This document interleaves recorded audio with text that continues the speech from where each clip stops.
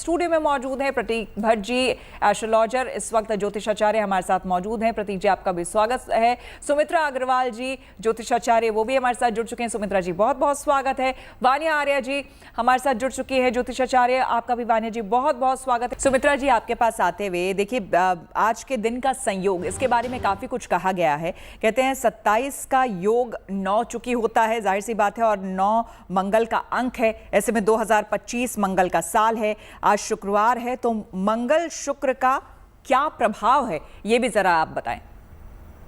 जी, सबसे पहले बोलूंगी सबको जीएनटी के माध्यम से सबको बहुत हार्दिक शुभकामनाएं आज की।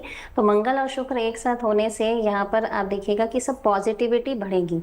एक सबसे इम्पोर्टेंट बात बोलूंगी, इसमें आज सर्वार्थ सिद्धि योग भी बन रहा है। और अगर आज बोलूं तो ये पुनर्वसु नक्षत्र में, जो कि एक शुभ नक्षत्र है, उसमें ये कार्य को किया जाता है, तो ये भी इसके ऑस्पिशियस रिजल्ट्स को बढ़ाता है। और अगर बात करते हो श्रीमद् भागवत या स्कंद पुराण की, तो उसमें भी एक बात बोला गया कि जो भगवान है इसमें उनका ये प्रकट्य रूप है, क्योंकि वो नील माधव के रूप में थे पहले, लेकिन उससे जब वो जगन्नाथ के रूप में जब आते हैं, तो ये उनके अव्यक्त से व्यक्त होने की जो यात्रा है, इसी को आज का दिन दर्शाता है। इसमें क्या होता है, जब रथ यात्रा में क्या होता है, जो भक्तगण जब भगवान के रथ को खींच रहे होते हैं, तो ये रस्सी जैसे ही हम थामते हैं, तो हम सिर्फ रस्सी नहीं थाम रहे होते, बल्कि हम हमारे कर्म और भाग्य को जोड़ने वाले डोर को पकड़ रहे होते हैं, जो कि प्रभु से हमारे आत्मा के संबंध को बढ़ा रहा होता है। और हमारे जीवन में जो भी संघर्ष जो भी आ रहे हैं, और ये एक आस्था होती है कि अब हमने उस डोर को पकड़ लिया, तो भगवान ने इस डोर को थाम चुके हैं, तो अब हमारे जीवन को वो पार ले जाएंगे, और हमारे जो भी उलझने हैं या जो भी दिक्कतें हैं जीवन की,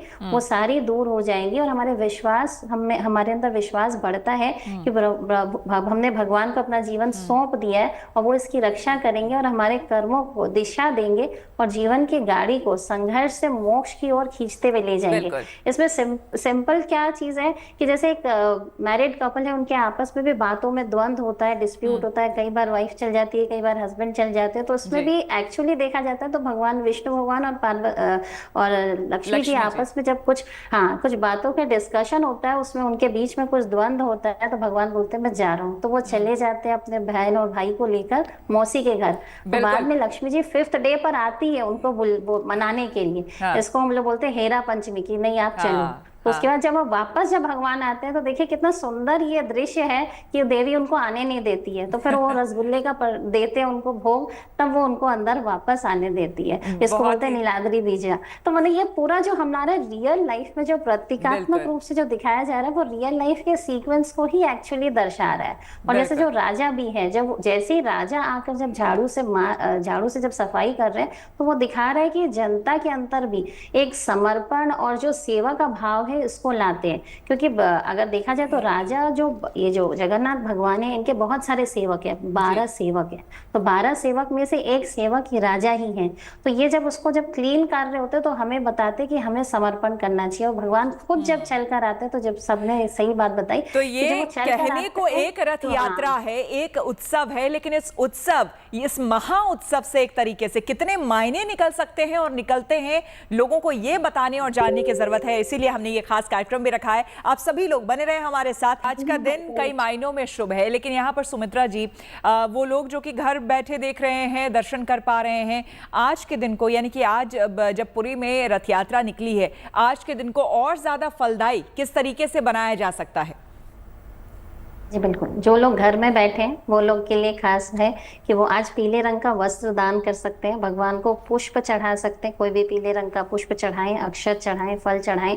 नीले कलर का, अगर हम विष्णु भगवान का एक स्वरूप है जिसको हम नील माधव भी बोलते हैं, जहाँ से ये स्वरूप निकल कर आया है, उस स्वरूप को अगर हम एक फोटो भी रख लें या मोबाइल में खोल लें, और एक सुदर्शन चक्र, या तो अगर वो हमारे पास अष्ट धातु की हो, या उसकी एक फोटो ही प्रिंट आउट कर लें, इसी की अगर हम पूजा करें, ओम सुदर्शन चक्राय नमः का भी अगर हम जाप करें, और विष्णु भगवान के लिए ओम जय जगन्नाथाय नमः इस मंत्र का जाप करें, या ओम नमो भगवते वासुदेवाय नमः 108 भी कर सकते हैं, 1008 भी कर सकते हैं। ये जाप अगर हम करते हैं, तो घर बैठे ही हमें इसका फल मिलेगा। और जो प्रसाद बनाएं, उसमें आप चावल, नारियल और गुड़, ये 3 चीज का इस्तेमाल जरूर करें। और आज से 5वें दिन लक्ष्मी जी को आप भी रसगुल्ला चढ़ाएं, क्योंकि सारे लोग चाहते हैं कि उनके घर में धन की वर्षा हो। तो एटलीस्ट 5th डे में आप भी जरूर लक्ष्मी जी को कुछ ना कुछ भोग चढ़ाएं, हो सके तो रसगुल्ला चढ़ाएं। हम तो बंगाल में बैठे हैं, हमारे यहाँ तो रसगुल्ला हमारे यहाँ का मेन मिठाई है, बहुत सारी जगह नहीं भी मिलता है। तो वो कोई भी एक मीठा प्रसाद बनाएं और लक्ष्मी जी को चढ़ाएं।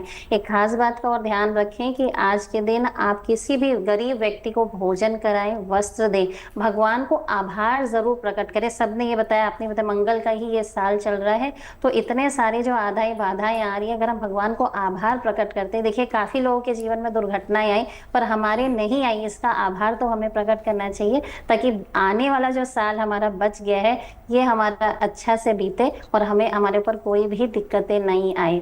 तो सबके लिए इम्पोर्टेंट है कि आज जरूर ओम भगवते वासुदेवाय नमः का जाप करें। जिनको विष्णु सहस्त्र नाम आता है ये उसका जाप कर सकते हैं। कुछ अगर नहीं कर सकते तो भगवान की लीलाओं का वर्णन करें, जन्म से लेकर उनकी रास लीला के बीच का भी अगर हम वर्णन पढ़ते हैं श्रीमद् भागवत से, तो भी हमारे जीवन की सारी दुख दुविधाएं दूर हो सकती हैं। क्या बात। आप सभी का बहुत बहुत धन्यवाद इस कार्यक्रम में हमारे साथ शामिल होने के लिए और इसकी शुभता को और बढ़ाने के लिए। इसी के साथ हम रुकेंगे यहाँ पर एक छोटे से ब्रेक के लिए। बने रहे हमारे साथ, देखते रहिए गुड न्यूज टुडे।